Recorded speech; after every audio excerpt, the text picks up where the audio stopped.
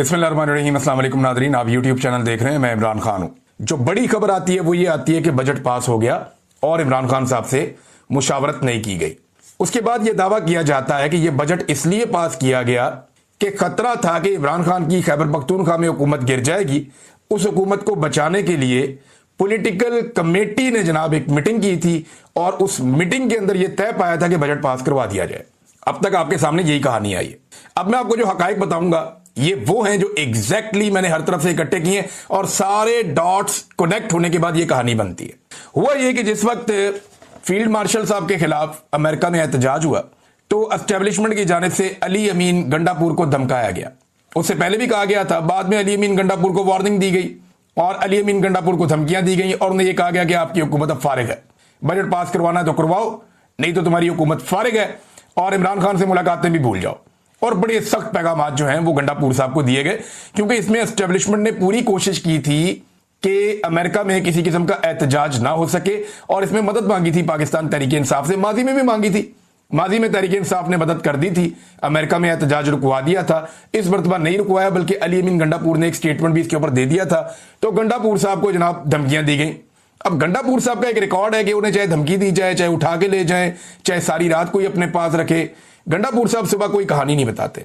गंडापुर साहब कभी ये नहीं बताते कि उनके साथ क्या हुआ या उन्हें कौन उठाकर दे गया था या एक वजीर आला को इतने घंटों के लिए गायब किया गया तो इसके पीछे कौन लोग थे। गंडापुर साहब ये नहीं बोलते। वो ये तो कहानी अजीबोगरीब सुना देते हैं देव मालाई किस्म की कि मैंने पहाड़ क्रॉस कर लिए, लेकिन वो ये नहीं बताते कि एक्चुअली उनके साथ हुआ क्या था। तो गंडापुर साहब को धमकाया गया, उन्हें इस बात का आइडिया हो गया कि हुकूमत गई। अब अगर ये बजट पास नहीं होता तो इसके बहाने हुकूमत गिरा दी जाएगी। इन्हें खलबली पड़ गई कि मैंने अब बजट पास करवाना है किसी तरह। इन्होंने राब्ते शुरू कर दिए अपने लोगों से कि जनाब हुकूमत जा रही है, अगर खैबर पख्तूनख्वा में हुकूमत नहीं होगी तो कुछ भी पल्ले नहीं बचेगा, फिर हमारी वही हालत हो जाएगी जो पंजाब के अंदर पाकिस्तान तहरीक इंसाफ की। इस किस्म की बातें और पीपल्स पार्टी और पीएमएलएन को मुकम्मल तौर पे फैसिलिटेट किया जा रहा है। देखिए, अगर अरकान असेंबली पे पाबंदियां हैं और वो इलेक्शन कैंपेन नहीं कर सकते तो फिर नवाज शरीफ साहब ये भी रुकन असेंबली हैं, बिलावल, आसिफा, बहुत सारे और हैं, अता तारड़ है, आबिद शेर अली है, इख्तियार वली खान है और बहुत सारे लोग हैं। ये सारे वहां पहुंचे हुए हैं। ये वहां क्या करने के लिए गए हुए हैं? वहां तो गवर्नर पंजाब भी गए हुए हैं। ये सारे लोग कंपेन करने के लिए गए हैं ना, ये कंपेन ही करेंगे और क्या करेंगे। और इनके कंपेन करने के जलसे जुलूस वीडियोस आ रही हैं, जबकि पाकिस्तान तहरीक इंसाफ के लोग काम करना चाहते हैं तो उन्हें मना कर दिया जाता है वहां पे। ये इलेक्शन पाकिस्तान की मिलिट्री एस्टेब्लिशमेंट मैनिपुलेट कर रही है और कितने अरसे के बाद कर रही है। यानी इमरान खान को निकाले हुए इन्हें 4 साल से जायद हो गए। ये अभी तक इमरान खान की मिथ नहीं तोड़ सके। इमरान खान को जेल में डाले हुए इन्हें 3 साल हो गए।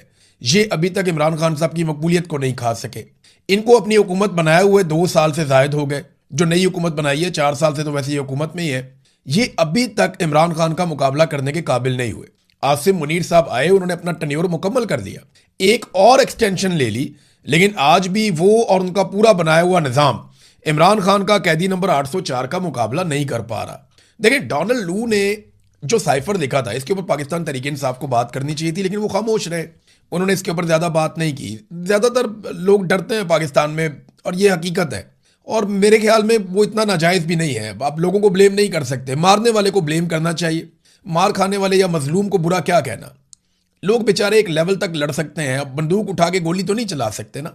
अब बंदूक को इस्तेमाल किया जाता है, लोग टैक्स के पैसे से जो बंदूकें खरीद के देते हैं वही बंदूकें लोगों के ऊपर सीधी की हुई हैं। तो लोग अब बंदूक उठा के नहीं लड़ रहे तो इससे फायदा उठाना चाहिए, निजाम को चलने देना चाहिए।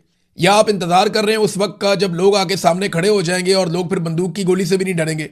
और अल्टीमेटली यही होता है, पूरी दुनिया में यही होता है। जब आप जुल्म को एक लेवल से ज्यादा बढ़ा देते हैं फिर वो मिट जाता है। तो पाकिस्तान में ये होना तो है। डोनाल्ड लू ने जब ये साइफर आया, उसने जब बातचीत की पाकिस्तानी सफीर से, फिर साइफर आया पाकिस्तान में जो उसने पैगाम भेजा कि अगर तहरीक अदम एतमाद कामयाब हो जाती है तो सारा कुछ माफ कर दिया जाएगा। उसके बाद हमने देखा पाकिस्तान में कि सारा कुछ माफ कर दिया गया। पाकिस्तान की एस्टेब्लिशमेंट ने जुल्म और जबर के पहाड़ तोड़ दिए, हुकूमत गिरा दी, नई हुकूमत बना ली, बंदर बांट की गई, धांधली की गई, 2 नंबरी की गई, जबरी गुमशुदगियाँ की गई, अदलिया और मीडिया पर पाबंदियाँ लगा दी गई, गैर आइनी और गैर कानूनी इलेक्शन करवाए गए, गैर इंसानी और गैर अखलाकी हरकत की गई, कोई पूछगछ नहीं हुई। इलेक्शन पूरा को पूरा चोरी कर लिया, फौजी अदालतों में सिविलियंस को सजाएं दे दी और अब फिर एक मरतबा इलेक्शन चोरी कर रहे हैं। देखें, कोई बाहर से आगे नहीं रोकेगा क्योंकि अमेरिका ने कहा था सब कुछ माफ, तो उन्होंने तो सब कुछ माफ कर दिया। और यूरोपीय यूनियन उस वक्त इस सारे कांड के अंदर अमेरिका के साथ शामिल था। कैसे, समझे आप। इमरान खान ने एक दफा तो ये कहा था कि हम अमेरिका को अड्डे नहीं देंगे, और इस पे उन्होंने बोला था एब्सोल्युटली नॉट। लेकिन जब यूरोपीय ममालिक की जानिब से खतूत आ रहे थे और इस बात का पाकिस्तान पे दबाव डाला जा रहा था कि पाकिस्तान यूक्रेन और रूस की लड़ाई में यूक्रेन के साथ खड़ा हो जाए, तब इमरान खान साहब ने कहा नहीं, हम न्यूट्रल रहना पसंद करेंगे, हम रूस के या यूक्रेन के दोनों में से किसी के खिलाफ नहीं जा रहे। इंडिया ने भी यही किया, कई अरब ममालिक ने भी यही किया।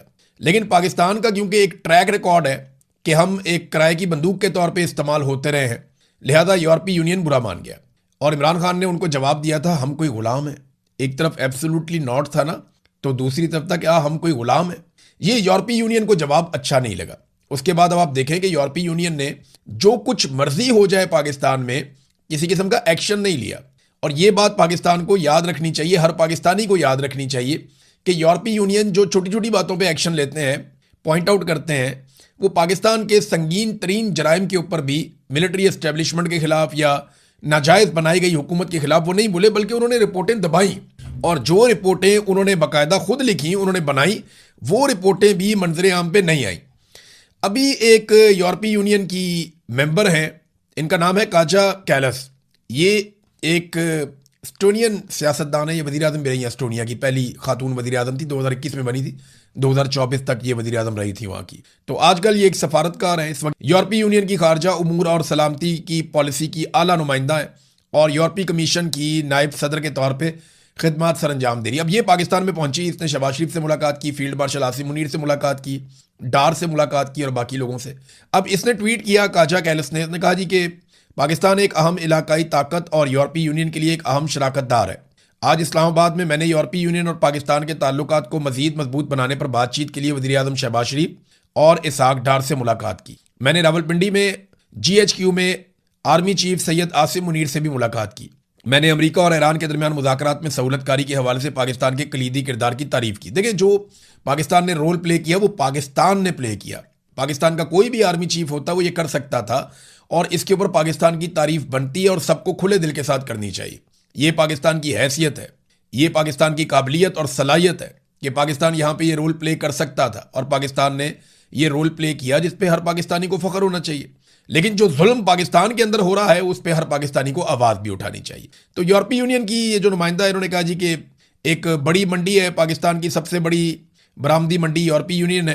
पाकिस्तान यूरोपीय यूनियन की GSP प्लस स्टेटस का जो मामला है उससे फ़ायदा उठाता है, और इसके ऊपर उन्होंने कहा जी कि एक सबसे बड़ा पाकिस्तान इस हवाले से एक मुल्कों में से एक है। अब आप ये देखें कि ये वो खातून नुमाइंदा यूरोपीय यूनियन से आई हैं, और ये सारे लोग इमरान खान के मामले पे, ये सारे लोग इंसानी हकूक़ के मामले पे, अदलिया के अंदर होने वाली 2 नंबरियों के मामले पे, ये तमाम लोग मिलिट्री कोर्ट्स के अंदर सिविलियन को सजाएं देने के मामले के ऊपर भी चुप हैं। लेकिन आप याद रखिएगा, यही चीज़ों के ऊपर यही सारे लोग एक दिन बोलेंगे।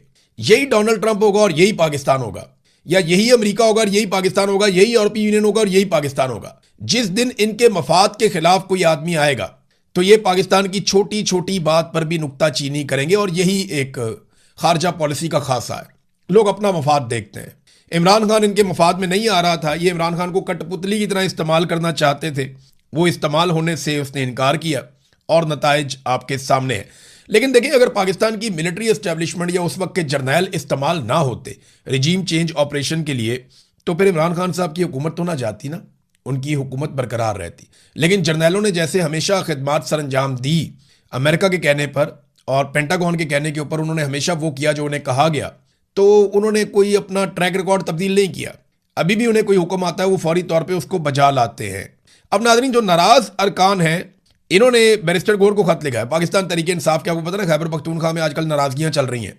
सुहेल अफरीदी ने अरकान असम्बली से मुलाकात की, तो कोई कहता है 52 आए, कोई कहता है 72 आए, लेकिन इन बिटवीन है ना, फिर भी 20 से 40 लोग कम थे।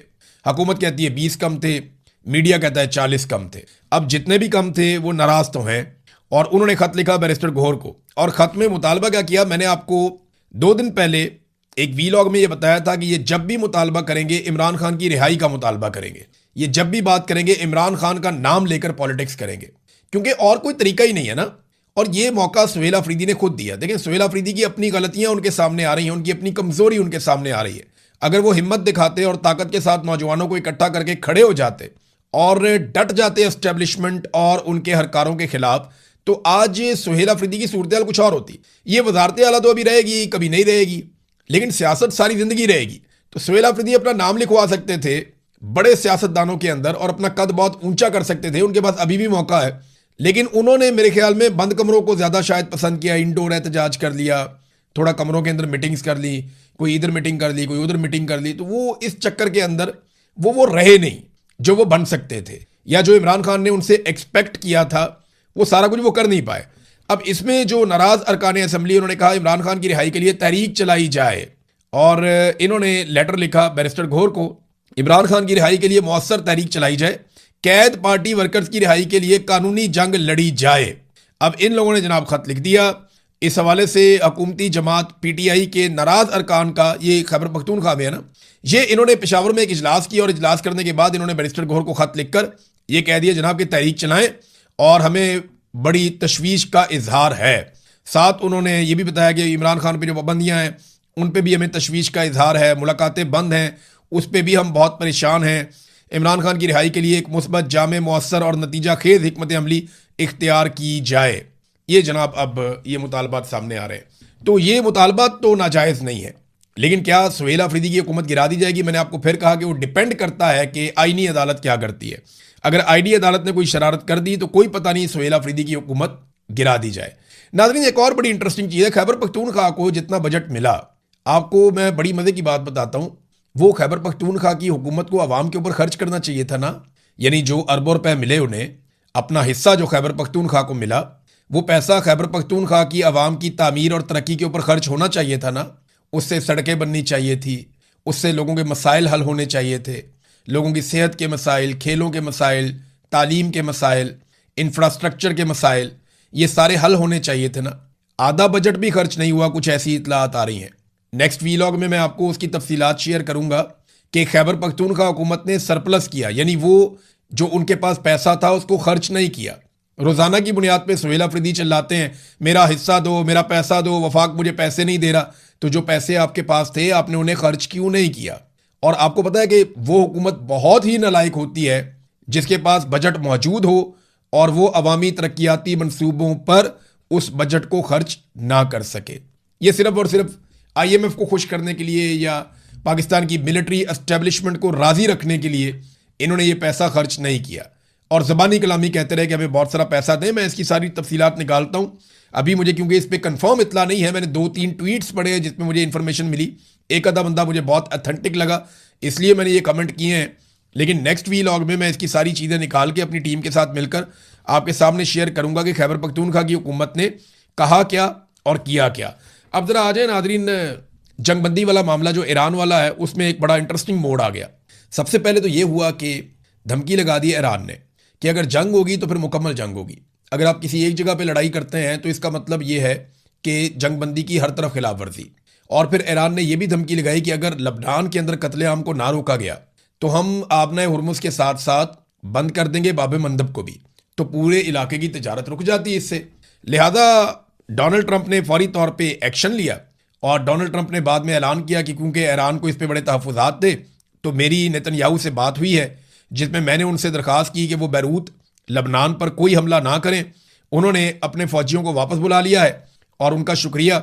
इस तरह इसराइल उन पर फायरिंग रोकने पर इसराइल ने इत्तफाक कर लिया है। देखते हैं सिलसिला कब तक चलता है, उम्मीद है कि यह हमेशा के लिए होगा। तो डोनाल्ड ट्रंप ने फौरी तौर पर जंगबंदी करवा दी, लेकिन एक्सियस मीडिया जो है उसने एक दावा कर दिया। उन्होंने दावा किया कि डोनाल्ड ट्रंप ने नेतन्याहू को डांटा है। अमेरिकी मीडिया ने कहा कि आज सुबह दोनों रहनुमाओं के दरमियान होने वाली टेलीफोनिक गुफ्तगू के दौरान ट्रंप ने लबनान में इसराइल की बढ़ती हुई फौजी कार्रवाइयों और ईरान के साथ अमन मुज़ाकरात को नुकसान पहुंचाने के खतरे पर इसराइली वजीर आजम बेंजामिन नेतन्याहू पर शदीद गुस्सा निकाला। 2 अमेरिकी हुकाम इस गुफ्तगू से बाखबर थे और एक तीसरे जरिए ने यह बताया मीडिया को कि एक मौका पर ट्रंप ने नेतन्याहू को पागल कहा और उन पर नाशुक्रगुजारी का इल्जाम भी लगाया। नेतन्याहू के साथ डोनाल्ड ट्रंप की गुफ्तगू का खुलासा बयान करते हुए एक अमेरिकी ओहदेदार ने मीडिया को यह बताया कि ट्रंप ने कहा तुम बिल्कुल पागल हो चुके हो, अगर मैं ना होता तो तुम जेल में होते, मैं तुम्हारी जान बचा रहा हूं। अब हर कोई तुमसे नफरत करता है, इस सब की वजह से अब हर कोई इसराइल से नफरत करता है। जबकि इस गुफ्तगू से बाखबर एक दूसरे जरिए ने बताया कि ट्रंप शदीद तैश में थे और उन्होंने एक मौका पर नेतन्याहू पर चिल्लाते हुए कहा कि तुम आखिर कर क्या रहे हो। यह है नाजरीन अंदर की खबर जो अमेरिकन मीडिया से आई है। इसके साथ एक खबर और भी है। नेतन्याहू ने बाद में अपनी फेस सेविंग के लिए यह कहा कि जनाब अगर हम पे हमला होगा तो हम हमला वापस करेंगे, और ये हमने बता दिया अमेरिका को कि हमने ये करना है। जबकि इसराइली जो वुज़रा हैं वो अब नेतन्याहू पे गर्म हो रहे हैं। इसराइल के वजीर खजाना ने नेतन्याहू को कहा कि जनाब या तो हम हैं या वो हैं, कोई दरमियानी रास्ता नहीं है, और फ़लस्तीनी रियासत के तसव्वुर को हम ख़त्म कर देंगे, दफन कर देंगे। कोई फ़लस्तीनी रियासत नहीं होगी, कोई हुदूद नहीं होगी, सारा हमारे कब्जे में रहेगा। तो इसराइली वजीर बराए नेशनल सिक्योरिटी उसने जो कहा, उसने कहा जी कि वजीर आज़म साहब आपने कहा था कि एक मजबूत वजीर आज़म अमरीकी सदर को बताता है जब मुमकिन हो हाँ और जब ज़रूरी हो तो ना, यानी हम अमेरिका को हाँ भी कर सकते हैं ना भी कर सकते हैं। तो उसने कहा यह हमारा वक्त है कि हम अपने दोस्त सदर ट्रंप को ना बोलें। अब वक्त है वो करने का जो हिजबुल्लाह पर हमले करने के लिए ज़रूरी और लाजमी है। हमारे जंगजू, यानी इन्होंने जंगबंदी के खिलाफ वोट दिया। इन्होंने कहा जी नहीं, नेतन्याहू को डोनाल्ड ट्रंप को ना बोलना चाहिए, और यही प्रेशर था नेतन्याहू पे। और वही हुआ कि डोनाल्ड ट्रंप ने फिर गुस्सा निकाला नेतन्याहू के ऊपर। एक बड़ी अजीबोगरीब चीज हुई नादरीन इसराइल में, ये मैं आपको जरूर बताना चाहूंगा। इसराइल की पार्लियामेंट के अंदर ना एक तकरीब हुई, और ये अपनी नौयत की अजीबोगरीब किस्म की तकरीब थी, और ये ज्यादातर ईसाई वफूद बुलाए गए, मुख्तलिफ ममालिक से इन लोगों का ताल्लुक था, और इन लोगों को कहा गया कि आप यहाँ पे आगे खड़े होकर अपने अपने दिल की बात करें। ये लोग आते थे, आंखें बंद करते थे और फिर अल्लाह से माफी मांगते थे। यही अपने मजहब के मुताबिक वो सारा करते थे। मैं आपको चंद लोगों की बात, एक जर्मन शहरी है, वो आया, उसने रोना शुरू कर दिया। उसने कहा ए मालिक मेहरबानी फरमा हमें उन तमाम कामों के लिए माफ कर दे जो हमने किए और जिनसे इसराइल की हमायत नहीं हुई। ये इसराइल ने अपनी पार्लियामेंट के अंदर ये प्रोग्राम करवा दिया। फिर एक कोरिया की खातून आई इसराइल में, इसी नदामत की तकरीब में जो कोरिया से खातून आई थी, उसने कहा कि ए बाप कोरिया की कौम को माफ कर दे जिसने इसराइल के खिलाफ बात की है या उसकी मुखालफत की है। फिर एक बरतानवी वफद आया, उसके साथ एक साहब मौजूद थे, उन्होंने कहा कि ए बाप चर्च को खामोश रहने और उसके नतीजे में जो कुछ हो रहा है इसमें शरीके जुर्म होने पर माफ कर दे। क्या तू हुकूमत और चर्च दोनों में हमारे रहनुमाओं के दिलों को हमारी कौम के लोगों के साथ दोबारा अपनी और अपने कलाम की ताज़ीम की तरफ मोड़ देगा, ताकि एक कौम के तौर पर हम एक बार फिर इसराइल और यहूदी लोगों के साथ हमायत में खड़े हो सके और उनके दोस्त बन सके। तो ये एक अजीबोगरीब किस्म की एक तकरीब थी। मैं हैरान हो रहा था कि वॉर की तरफ जाते हैं, कभी इस तरफ जाते हैं। थोड़ा अर्सा पहले मैंने डोनाल्ड ट्रंप को देखा, जब वो बहुत इस्तराब में था तो उसके कंधे पे हाथ रख के बहुत सारे मजहबी किस्म के लोग खड़े हुए थे और वो अजीब किस्म के नारे लगा रहे थे। कोई मजहबी किस्म का उनका वो सारा रुझान था। अब ये उनके अकायद हैं, वो उसको वैसे कर सकते हैं, हर कोई आज़ाद है, लेकिन ये फ्रस्ट्रेशन बाद औक़ात जाहिर करता है उन लोगों की जिन्होंने दुनिया को जंग के अंदर फंसा दिया है। फिलहाल इसराइल के लिए वाकई डोनाल्ड ट्रंप की बात ठीक है कि नफरत में इजाफा हुआ है और इसराइल को नुकसान हो रहा है, क्योंकि यहाँ पे एक स्टेटमेंट आया है फ्रांस से। फ्रांस ने इसराइल पर एक पाबंदी लगा दी है। पेरिस में मुनक्कद हो रहा है एक दिफाई नौयत का शो, और ये बहुत बड़ी नुमाइश होती है जो पेरिस में होती है। वहाँ पे उन्होंने 15 से 18 जून को होने वाले प्रोग्राम में इसराइल की सरकारी शिरकत पर पाबंदी लगा दी है। इसराइली हुकूमत और वजारत दिफा के नुमाइंदों को इस नुमाइश में शिरकत करने या अपना कौमी पवेलियन लगाने की इजाज़त नहीं होगी।